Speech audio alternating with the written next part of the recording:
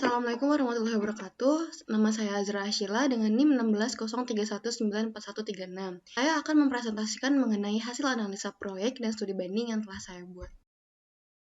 Jenis proyek yang akan saya rancang adalah Creative Hub. Creative Hub atau Pusat Kreatif menurut British Council adalah sebuah tempat baik fisik maupun virtual yang menyatukan orang-orang untuk berkegiatan kreatif, berkumpul, sekaligus menyediakan ruang dan dukungan untuk menambah relasi, pengembangan bisnis maupun keterlibatan masyarakat dalam sektor kreatif, budaya, dan teknologi. Berikut ini merupakan kategori Creative Hub. Yang pertama ada Creative Space, lalu Coworking Space, dan ketiga adalah Makerspace. Berikut ini merupakan profil proyek perancangan yang saya ambil. Untuk namanya sendiri adalah Habagor Creative Entrepreneurship Center yang berlokasi di Jalan Raya Gunung Batu, Kecamatan Bogor Barat, Kota Bogor. Untuk luas bangunannya adalah 3.510 meter persegi. Jenis perancangannya adalah new design atau perancangan baru. Fungsi dari proyek ini adalah sebagai sarana pendidikan non-formal dan subsektor industri kreatif. Untuk jenis kegiatannya yaitu belajar mengajar, seminar, eksibisi, eksperimentasi, interaksi sosial, dan kegiatan bekerja. Untuk jam operasionalnya adalah Senin sampai Minggu di jam 9 pagi sampai jam 5 sore. Penggunanya adalah peserta pelatihan, tenaga pendidikan, dan masyarakat umum dengan range usia 17 sampai 30 tahun. Pada proyek ini terdapat 3 subsektor. Yang pertama ada fashion, terdiri dari kriya tekstil, kedua ada kriya keramik, dan yang ketiga ada desain komunikasi yang terdiri dari desain grafis, multimedia, dan advertising. Dan berikut ini merupakan beberapa fasilitas ruang yang ada. Latar belakang dari pemilihan proyek ini adalah dikarenakan laju perkembangan perekonomian di Bogor yang meningkat dan industri kreatif lah yang menjadi penyumbang terbesar. Banyaknya penduduk usia muda menjadi pemicu pertumbuhan ekonomi kreatif, sehingga dapat dikatakan bahwa Kota Bogor memiliki potensi yang cukup besar sebagai pasar tenaga kerja dalam bidang tersebut. Namun dari data yang diperoleh BPS pada tahun 2021, Kota Bogor menduduki posisi pertama dengan tingkat pengangguran tertinggi di Provinsi Jawa Barat dalam usia produktif. Hal itu dapat dikarenakan oleh kurangnya lapangan pekerjaan serta kualitas dan kualifikasi SDM yang tidak seimbang. Oleh karena itu, dalam membantu mengoptimalkan perekonomian daerah dan menggali potensi minat dan bakat masyarakat di sektor industri kreatif, diperlukannya sebuah fasilitas yang mewadahi para pelaku industri kreatif dan UMKM, seperti pembangunan pusat kegiatan kreatif atau Creative Hub. Maka dari itu dirancanglah sebuah Creative Hub yang bernama Creative Entrepreneurship Center yang berlokasi di kawasan yang cukup strategis, yaitu di Kecamatan Bogor Barat, Kota Bogor.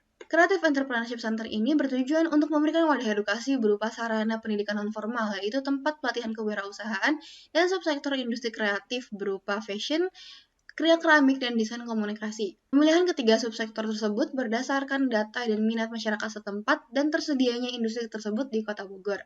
Selain itu bertujuan untuk mengoptimalkan potensi minat, bakat, dan mengembangkan kreativitas masyarakat setempat maupun relasi dengan pelaku kreatif lainnya. Studi banding yang pertama adalah Bandung Creative Hub yang berlokasi di Kota Bandung, Jawa Barat. Memiliki luas bangunan 10.000 meter persegi yang bergerak di bidang atau jasa Pusat Kreatif Bandung. Berikut ini merupakan layout dan zonasi dari BCH. BCH memiliki 17 subsektor, diantaranya pengembangan permainan, seni pertunjukan fotografi, desain interior, dan lain-lain yang dapat dilihat pada slide ini. Dan berikut ini merupakan beberapa fasilitas ruang yang ada. Untuk aktivitas pengelola dan pengunjungnya dapat dilihat pada slide ini. Untuk analisa site-nya, bangunan ini berlokasi di tengah kota sehingga mudah diakses melalui kendaraan umum atau pribadi. Untuk analisa matahari, cahaya matahari pagi menyorot langsung pada bangunan bagian timur dan di mana banyak terdapat ruangan dengan bukan jendela mati yang ditutup dengan gordeng, sehingga akan terasa panas jika tidak menggunakan penghawaan buatan seperti AC.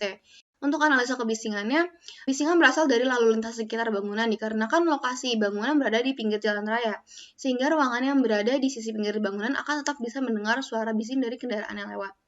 Kemudian untuk elemen interior dindingnya, area tribun menggunakan berbagai material dinding seperti aluminium komposit panel warna kuning, finishing kayu HPL pada kisi-kisi, dan dinding bata dengan finishing cat abu-abu. Dan untuk tiap ruangannya didominasi oleh dinding dengan finishing warna netral seperti abu-abu dan putih serta kaca untuk beberapa ruangan. Terdapat juga lukisan mural pada bagian koridor dan penggunaan material bata expose serta treatment akustik pada ruangan tertentu. Lalu untuk elemen interior lantainya, bangunan ini didominasi oleh lantai keramik 50x50 cm warna putih.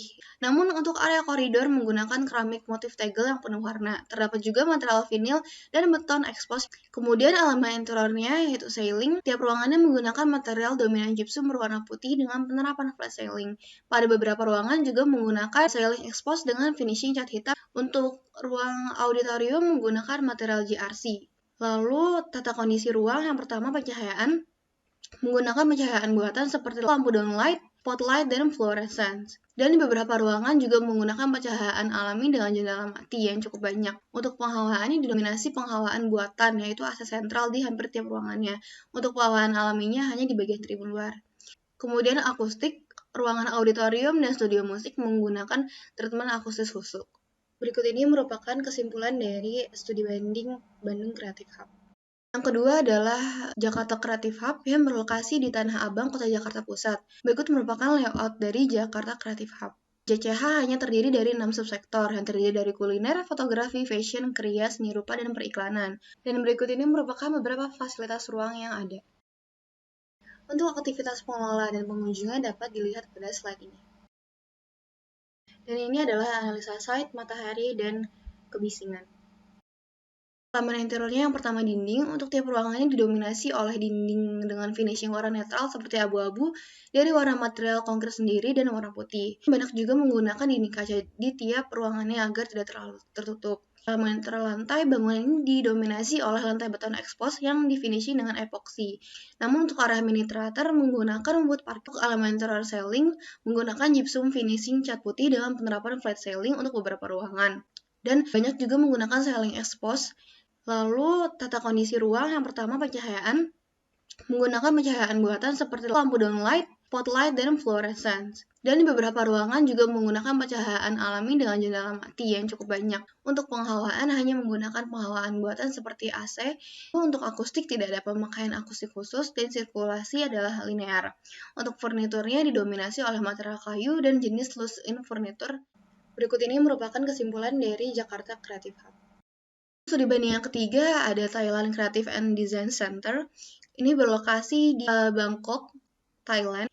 Berikut ini merupakan layout dari TCDC sendiri. Dan berikut ini merupakan beberapa fasilitas ruang yang ada. Untuk akses menuju lokasi TCDC ini mudah dijangkau dengan kendaraan. Untuk halaman interiornya yang pertama dinding, ini didominasi oleh penggunaan material kaca yang membuat ruangan terasa luas dan pencahayaan alami dapat masuk secara maksimal karena pada sisi dinding terluar memakai kaca yang menjulang tinggi dari lantai sampai ceiling. Untuk lantai mayoritas menggunakan lantai granit warna hitam. Namun untuk pada bagian makerspace menggunakan lantai konkret finishing epoxy agar lantai tidak mudah pecah dalam menahan beban karena terdapat alat-alat berat. Untuk elemen interiornya yaitu ceiling, pada area library resource menggunakan besi hollow dengan finishing cat putih yang disusun membentuk kotak secara horizontal dan vertikal, sehingga membuat ruangan terasa luas dan tinggi. Untuk area resource menggunakan ceiling berwarna hitam dan banyak juga menggunakan exposed ceiling di beberapa ruangan. Untuk area coworking menggunakan kaca akrilik dengan penataan upscaling. Untuk tata kondisi ruangannya, pencahayaannya menggunakan pencahayaan alami seperti jendela pada beberapa ruangannya dan banyak menggunakan pencahayaan buatan yang mendominasi tiap ruangannya. Untuk penghawaannya menggunakan penghawaan alami dan buatan seperti AC sentral dan AC kaset. Untuk akustik tidak ada treatment khusus. Dan sirkulasinya menggunakan sirkulasi linear. Untuk furnitur terdapat jenis built-in dan loose furniture yang mendominasi tiap ruangannya, serta penggunaan material kayu. Kesimpulannya adalah Thailand Creative and Design Center ini memiliki tata letak ruangan yang rapi, elemen-elemen interior maupun aspek desain lainnya terlihat menarik dan unik sehingga memberikan pengalaman yang berkesan bagi pengunjung dan dapat menjadi sumber inspirasi bagi pelaku kreatif. Organisasi ruangannya juga baik. Organisasi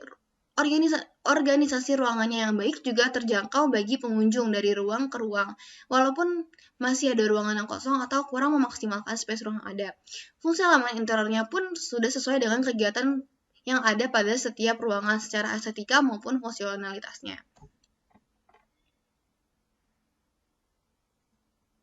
Berikut ini merupakan kesimpulan dari TCDC. Dan yang terakhir adalah tabel komparasi dari hasil 3 analisa studi banding yang telah dijelaskan. Dan berikut ini adalah kesimpulan dari hasil tabel komparasi 3 studi banding tersebut. Itu saja yang dapat saya sampaikan, kurang lebihnya mohon maaf. Wassalamualaikum warahmatullahi wabarakatuh.